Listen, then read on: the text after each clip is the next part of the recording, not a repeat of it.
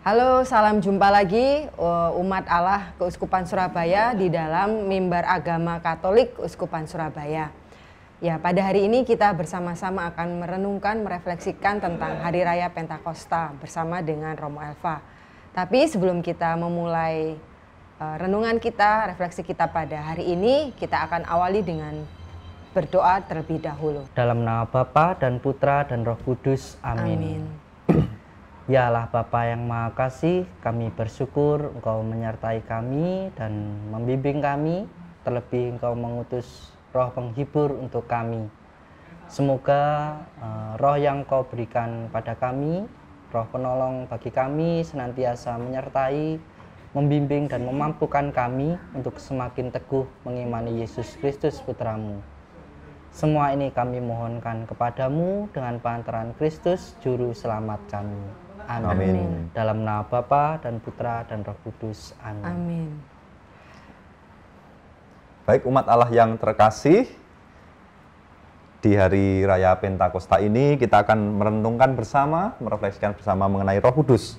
Maka sebelumnya kita mendengarkan dari Injil Yohanes 14, 15-16 dilanjutkan 23b sampai 26. Jikalau kamu mengasihi aku, kamu akan menuruti segala perintahku. Aku akan minta kepada Bapa, dan Ia akan memberikan kepadamu seorang penolong yang lain, supaya Ia menyertai kamu selama-lamanya. Jawab Yesus, jika seorang mengasihi aku, ia akan menuruti firman-Ku, dan Bapa-Ku akan mengasihi dia, dan kami akan datang kepadanya dan diam bersama-sama dengan dia. Barang siapa tidak mengasihi aku, ia tidak menuruti firman-Ku, dan firman yang kamu dengar itu bukanlah daripadaku, melainkan dari Bapa yang mengutus aku. Semuanya itu kukatakan kepadamu, selagi aku berada bersama-sama dengan kamu. Tetapi penghibur, yaitu Roh Kudus, yang akan diutus oleh Bapa dalam namaku, dialah yang akan mengajarkan segala sesuatu kepadamu, dan akan mengingatkan kamu akan semua yang telah kukatakan kepadamu. Demikianlah sabda Tuhan. Terpujilah Kristus. Ya, Romo,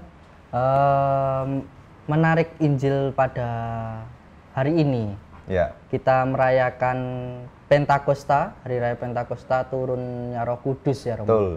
Tapi sebenarnya maknanya apa ini Romo? Ya. Hari Raya Pentakosta ini Romo. Iya, jadi Pentakosta itu kan 50 ya, artinya Penta itu 5 ya. Jadi 50 hari setelah kebangkitan Tuhan Yesus ya, naik ke surga. Dan ini adalah hari di mana Tuhan Yesus memenuhi janjinya. Ya, dulu kan Tuhan Yesus ya sebelum meninggalkan murid-muridnya kan pernah berjanji ya kan akan mengirimkan penghibur Parakletus ya, Roh Kudus ya sebelum dia kembali ke Bapaknya. Nah, dan maknanya adalah Roh Kudus itulah yang akan memberikan kita semua yang murid-muridnya ini pengertian, keberanian, kemampuan untuk bersaksi ya, mewartakan Injil ke seluruh dunia. Nah, gitu. Jadi maknanya adalah Roh Kudus turun atas kita, para rasul, muridnya, kita pengikutnya, agar berani bersaksi, ya, mewartakan Injil ke seluruh dunia, gitu ya. Oh, baik.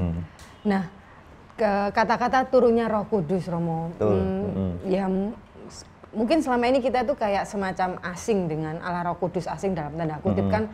Oh, kalau Allah Bapa, Allah Putra kita kayak yang seperti ini, yang seperti ini gitu loh. Pribadi yang seperti ini. Cuma yang Allah Roh Kudus ini sebenarnya siapa sih pribadi Allah Roh Kudus itu, Romo? Ya, baik. Ya memang dibanding yang lainnya, Roh Kudus ini memang lebih sulit dimengerti secara akal budi ya. Kita kan kalau misalnya Allah Bapa, kita di rumah punya pengalaman dengan seorang bapak ya, orang tua kita yang melindungi, mengayomi, memberikan kebutuhan kita.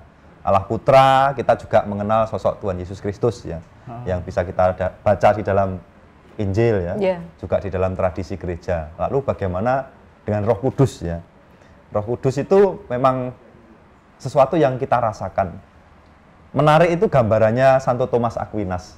Dia menggambarkan bagaimana kita memahami Allah Roh Kudus itu dengan sebuah kapal. Nah, Thomas Aquinas menggambarkan Allah Bapa itu yang menyediakan kapalnya itu.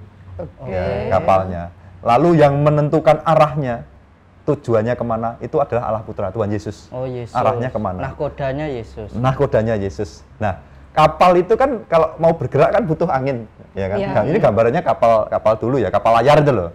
Nah, yang menggerakkan kapal itu sehingga sampai pada tujuan adalah Roh Kudus. Itu. Jadi angin, gambarannya seperti itu. Bukan mesin dieselnya ya, Pak?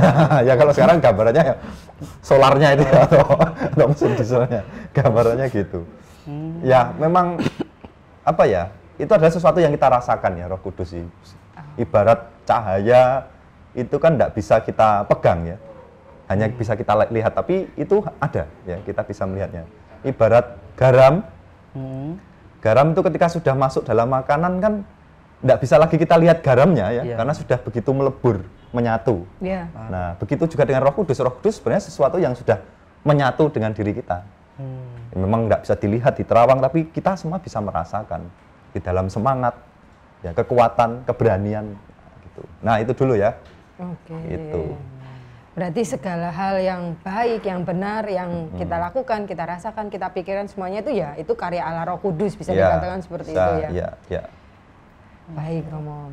Nah, kami ini juga kalau dalam novena segala macam kan mendoakan novena Roh Kudus.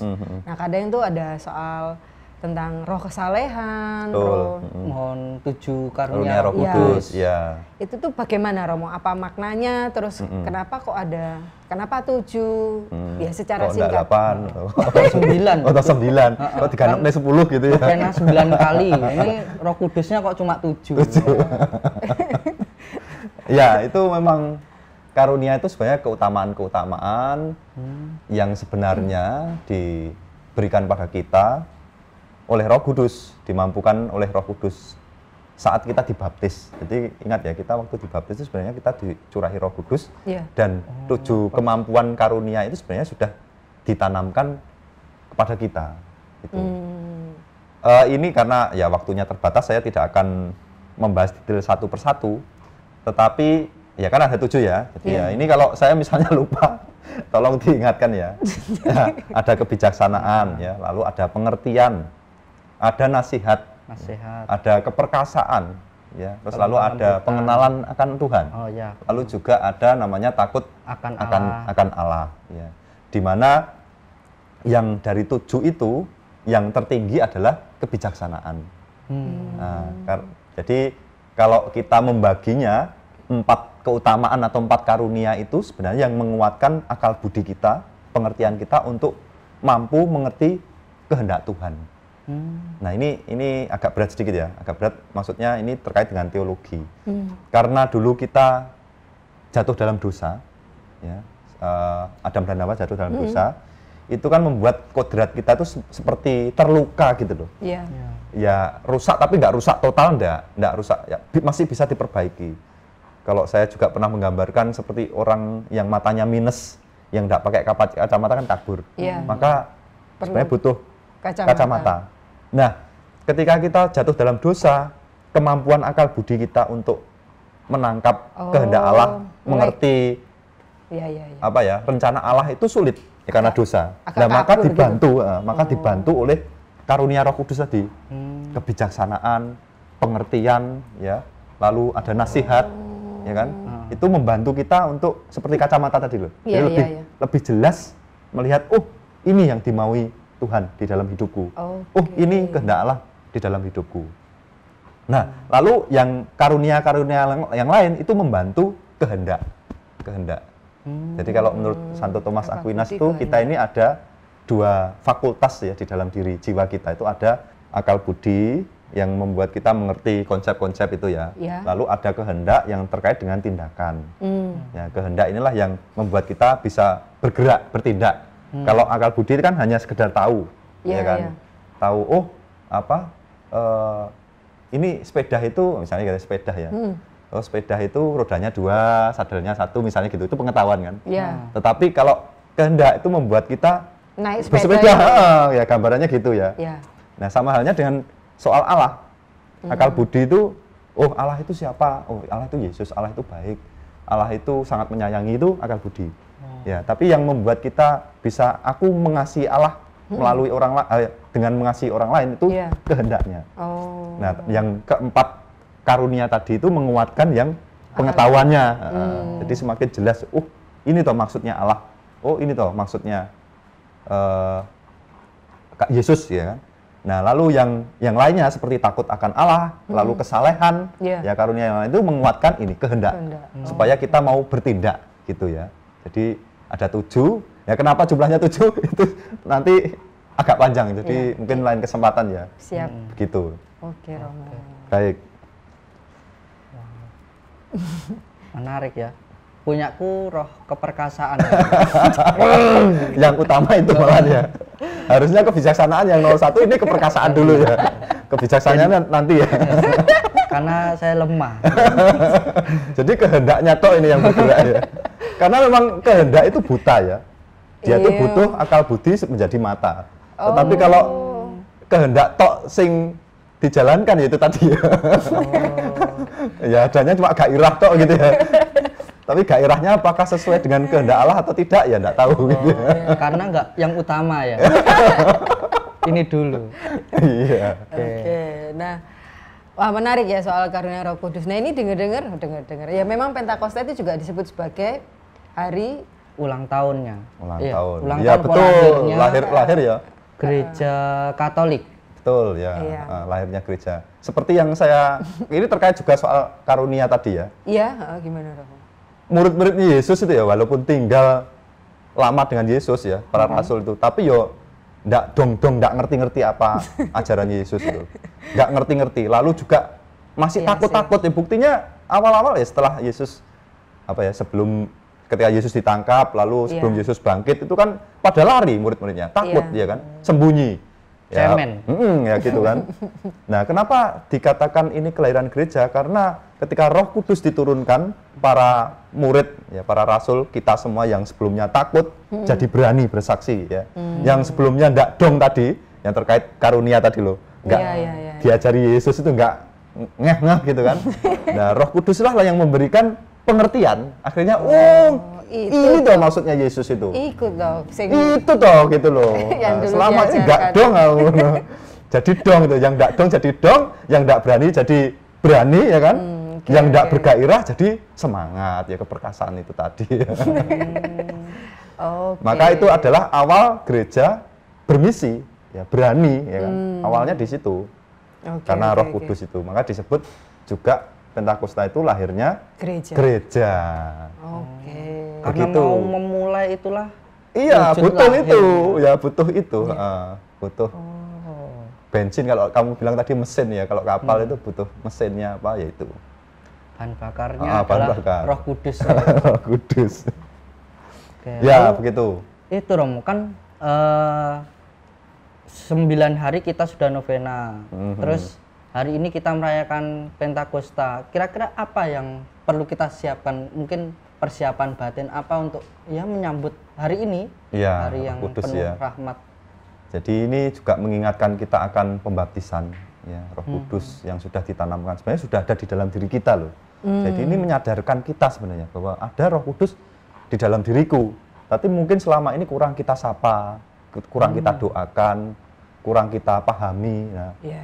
nah ini maka kesempatan bagi kita untuk membuka lagi. Oh iya, ada Roh Kudus di dalam diriku dan aku berupaya untuk dalam persiapan itu ya, supaya Roh Kudus itu semakin bertahta dalam diriku, semakin kuat dalam diriku, ya kita harus mengupayakan itu, buah-buah Roh Kudus itu loh. Kasih, sukacita, damai, Pengendalian ya, diri. pengendalian diri. Nah, Oke. itu ya, apakah selama ini kita sudah melakukan itu sebagai bentuk apa ya, afirmasi atau keterbukaanku pada Roh Kudus?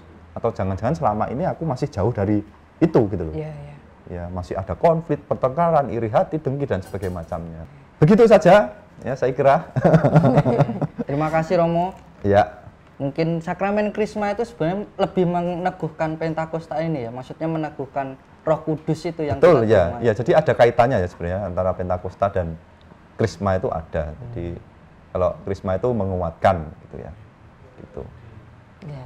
Oke, baik. Terima kasih Romo untuk penjelasannya mulai dari tentang makna Hari Raya Pentakosta, lalu siapa itu Allah Roh Kudus, lalu tentang berbagai macam karunia Roh Kudus sampai tentang Pentakosta sebagai hari lahirnya gereja. Semoga apa yang sudah kita dengarkan bersama-sama ini semakin meneguhkan dan menguatkan iman kita dan membuat kita menjadi gereja yang semakin berani untuk bersaksi. Betul, ya. Gitu.